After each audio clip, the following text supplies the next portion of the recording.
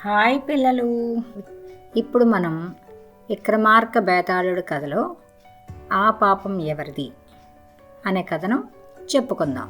పూర్వం పాటలీపుత్రంలో నారాయణ దీక్షితుడనే పేరు కల బ్రాహ్మణునికి చాలా అందమైన భార్య ఉండేది. ఆమె పేరు సుందరి. ఒకనాటి వెన్నెల రాత్రి నారాయణ దీక్షితుడు భార్యతో మేడ మీద ఆరు బయట వెన్నెలలో ఆకాశం కనిపించేలా నిద్రపోయాడు. ఆ సమయంలో ఆకాశ వీధిలో విహరిస్తున్న గంధర్వుడొకడు బ్రాహ్మణ స్త్రీ సౌందర్యానికి మురిసి తన మంత్రశక్తితో ఆమెను అపహరించుకుపోయాడు. ఉదయం నిద్రలేచిన నారాయణ దీక్షితులకి భార్య కనబడలేదు.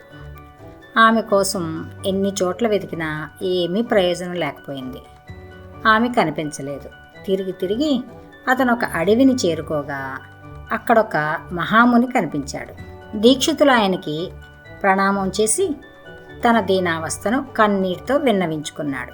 ఆ మహామునికి మనసు కరిగి తన దివ్య దృష్టితో సుందరి ఉన్న చోటుని కనుక్కున్నాడు. ఆ గంధర్వుడి మదం అణిచి నీ భార్యని చెరవిడిపించి తీసుకువచ్చే ప్రయత్నం మొదలు పెడుతున్నాను అంటూ ఆ కార్యక్రమంలో దిగాడు. ఆ గంధర్వుడు కూడా తన దివ్య దృష్టితో భూలోకం వైపు చూశాడు. సుందరి భర్త అయిన దీక్షితులు తపస్వి సహాయం పొందాడని తెలుసుకుని ముందు నేనే అతన్ని చంపివేస్తే మంచిది కదా అనుకుని ఒక పాముగా మారి ఆశ్రమ ప్రాంతంలో పొంచి ఉన్నాడు. ఆనాడు వినువీధిలో ఎగురుతున్న గెద్ద ఆ పామును చూసి వెంటనే మెరుపు వేగంతో దాన్ని కాళ్లతో చిక్కించుకుని ఎగిరి ఒక చెట్టు కొమ్మ మీద ఉంచి నానా హింసలు పెట్టసాగింది. అదే చెట్టు కింద తాగవలసిన పాలు ఉన్న గిన్నెను పట్టుకుని పరధ్యానంగా కూర్చున్న దీక్షితులకి తన తలపైన చెట్టు కొమ్మ మీద జరుగుతున్న అలజడి తెలియడం లేదు. అతని ఆలోచనలన్నీ భార్య మీదే ఉన్నాయి. మరి ఆ పాముని గద్ద జయించేసింది. తనకి ప్రాణాపాయం తప్పదని తేల్చుకున్న పాము విషం కక్కేసింది. నురుగులాంటి ఆ విషం నారాయణ దీక్షితుల చేతిలో ఉన్న గిన్నెలోని పాలలో పడింది. అయితే దీక్షితులకు భార్య తలుపులలో ఉండి అది గమనించలేదు. చెట్టు కొమ్మ మీద పాముని చంపి తినేసింది గెద్ద. నారాయణ దీక్షితులు గిన్నెలోని పాలను తాగేశాడు. అంతే, మరుక్షణం మరణించాడు. అంతవరకు చెప్పి ప్రశ్నలు సంధించాడు బేతాళుడు. మహారాజా, నారాయణ దీక్షితులు బ్రాహ్మణుడు.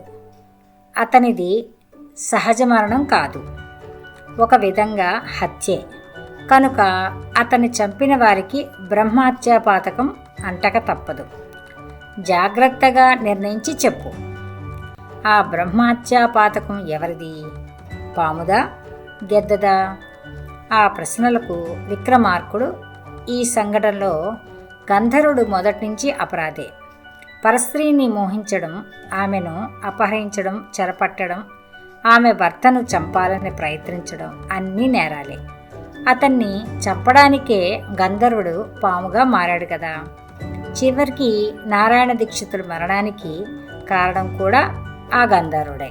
కనుక నిస్సందేహంగా బ్రహ్మహత్యాపాతకం పాము రూపంలో ఉన్న గంధర్వుడిదే అని చెప్పాడు. ఆ విధంగా విక్రమార్కుడి మౌనం చెదిరిపోవడంతో శవంతో పాటుగా బేతాళుడు మాయమైపోయి చెట్టుకి యథాప్రకారం వెళ్లాడుతూ ఉన్నాడు. విక్రమార్కుడు పట్టు వదలకుండా మళ్ళీ చెట్టు దగ్గరికి బయలుదేరాడు. కథ బాగుంది కదా. మరొక కథతో మళ్ళీ వస్తాను. Bye bye.